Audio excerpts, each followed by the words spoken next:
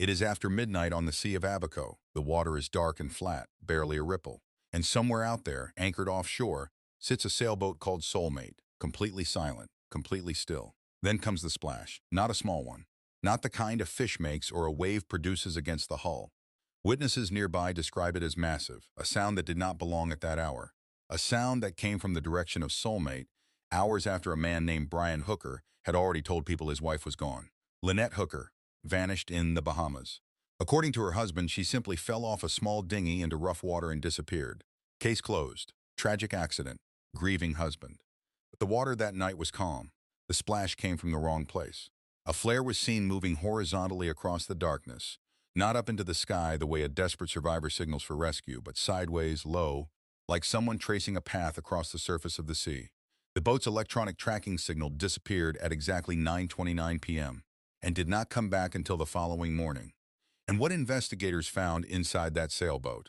Investigators believe it may become the single most damaging piece of evidence Brian Hooker has ever faced. This is the story of Lynette Hooker, and nothing about it is what it first appeared to be. Before we get into what happened that night, you need to know who Lynette Hooker was, because this case is not just about suspicious timelines and missing tracking signals. It is about a real woman whose life mattered. Lynette was living what looked, from the outside, like a dream. She and her husband Brian were sailing through the Bahamas aboard their sailboat, a vessel they had named Soulmate, sun, open water, island breezes, the kind of retirement fantasy people paste to vision boards. But the people who knew Lynette best say the dream was not what it looked like from the outside. According to family members, Lynette had tried to leave Brian multiple times before her disappearance.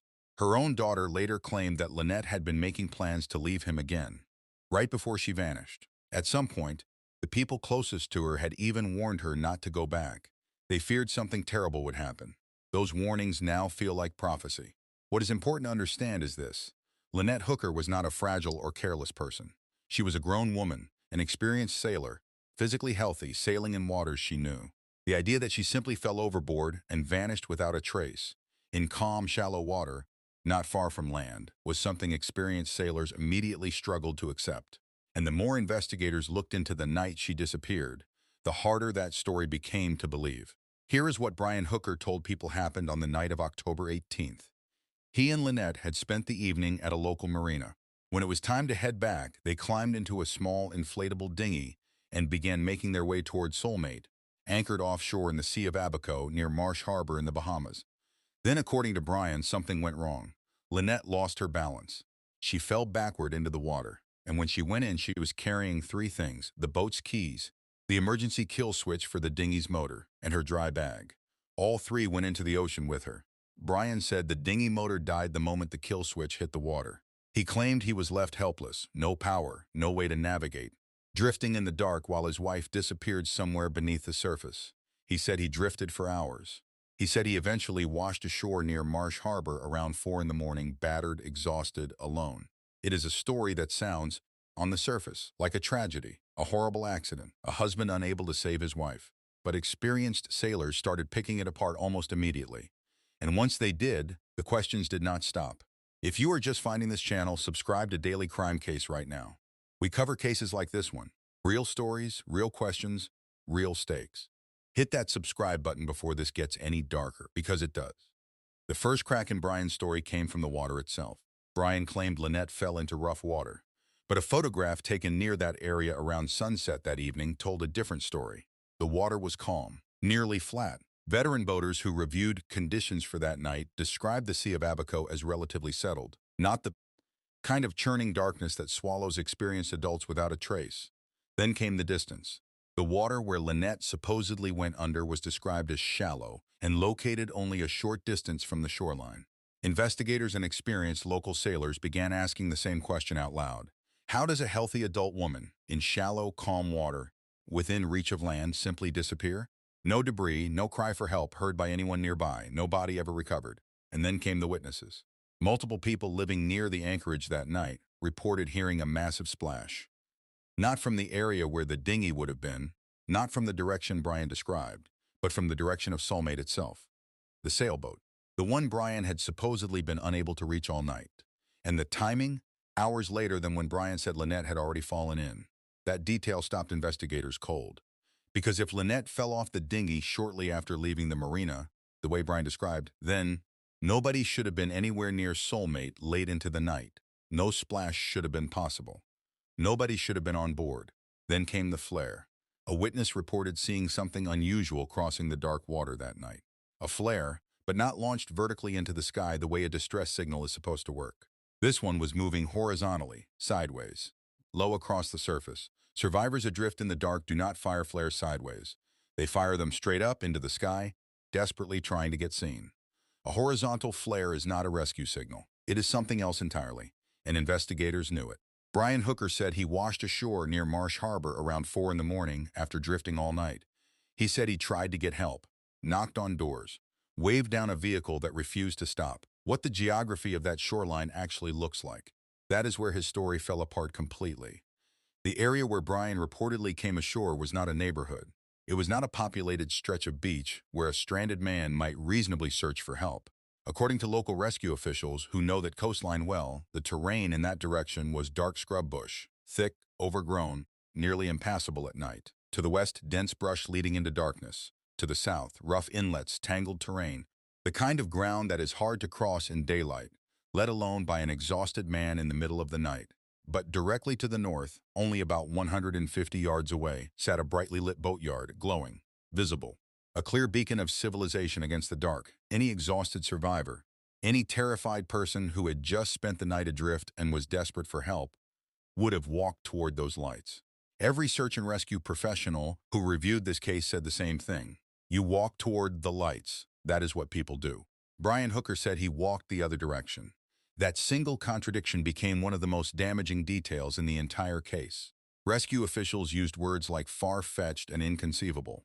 One investigator said the probability of Brian's version being true was approaching 0, and it kept getting worse. Brian reportedly said the rocks tore his feet apart during the journey, that the jagged shoreline shredded his skin. But when rescuers actually found him that morning, he was wearing slide sandals on his feet, not barefoot, not bleeding. Still wearing perfectly functional footwear across the very terrain he claimed had destroyed him. Then there were the doors. Brian said he knocked on 2 doors and got no answer. But locals explained that the nearby residential area had dozens of occupied homes, families, who lived there year-round, people who would absolutely open the door for a soaking wet, distressed man appearing in the pre-dawn hours. It is a tight-knit island community. People help strangers there. That is the culture. Not a single homeowner ever came forward to confirm Brian knocked on their door. Not one.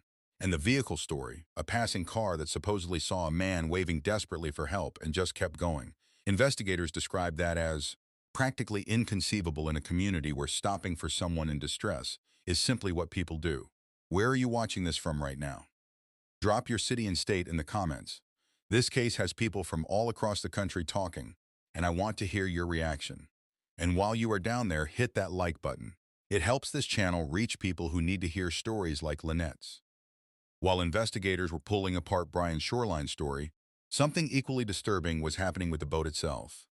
Soulmate was no longer being treated as the scene of a tragic accident. It was starting to look like the center of something much darker. The breakthrough came from the boat's AIS system, the automatic identification system that boats use to broadcast their location electronically, the maritime equivalent of a GPS signal visible to other vessels and tracking services. On the night Lynette disappeared, Soulmate's AIS signal vanished at exactly 9:29 p.m. and did not return until the following morning. For experienced sailors and investigators, that detail is not a technical curiosity. AIS systems do not go dark randomly. They do not accidentally switch off. Someone turns them off. Someone disconnects the power. Someone deliberately interferes with the system. That signal disappeared during the exact window when, according to Brian's story, he was supposed to be helplessly adrift, completely unable to get back to the boat. But there is more. After rescue crews found Brian on the shoreline that morning and brought him back to the area, he was transported to Soulmate with police officers present. And here is what witnesses observed. Brian spent nearly an hour below deck on that sailboat before the full search operation had even been officially launched. Nearly an hour. Below deck. On a boat that had not yet been seized. On a boat that had not yet been formally processed as a potential crime scene. During that time, Brian had access to the vessel's electronics, its communication systems, its storage compartments, every hidden space on board. The people following this case understood exactly what that meant. If critical evidence existed anywhere inside Soulmate, Brian had time near it before law enforcement locked it down. When the United States Coast Guard eventually surrounded the vessel with crime scene tape and began removing items, the description from sources connected to the investigation was striking. Multiple electronic devices, computers, tablets, digital systems, equipment connected directly to the boat's engines. And here is the detail that made investigators lean forward. Some marine engines contain telemetric data, digital-like records of when the engine ran, for how long and what the vessel was doing, movement logs. Operation timestamps, power activity. If those systems were recording on the night Lynette disappeared, they may have captured something Brian Hooker never intended anyone to find. If you have made it this far, you already know something is deeply wrong here. Stay with me, because this next part is where the picture comes fully into focus. And if you are not subscribed yet, do it now. This case is still developing, and when new information breaks, you will want to be here. By the time cadaver dogs arrived in the Bahamas, the nature of this investigation had quietly shifted. Search teams were still scanning the water. Volunteers were still checking shorelines. But behind the scenes, some investigators had already started entertaining a possibility that changed everything. That Lynette Hooker had never gone into the water near the dinghy at all. Attention shifted to land, specifically to isolated areas around a location called Lovers' Quarters and nearby shorelines. Places where someone with knowledge of the islands could potentially conceal evidence without being easily discovered. Search teams combed through shallow beaches, mangroves, disturbed patches of sand, and construction zones where fresh earth had already been churned up. One volunteer described the experience in a way that stayed with everyone who heard it. Entire sections of shoreline, they said, looked like graves. The ground was so heavily disturbed in so many places that it was impossible to know what had been touched and what had not. And then the people who loved Lynette started talking. Her family revealed that Lynette had tried to leave Brian multiple times over the years. Her daughter later stated that Lynette had been actively making plans to leave him again, shortly before she vanished. Family members had reportedly told her not to go back to him. They had been afraid. They had sensed something. Those fears, which may have once seemed like ordinary family worry, now carried a different weight entirely. Investigators and rescue volunteers also began paying close attention to Brian's behavior during the search.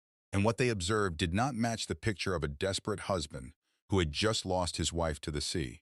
Instead of leading search efforts, instead of being the first person in the water and the last to leave, witnesses described Brian as appearing strangely disconnected from the urgency of the situation.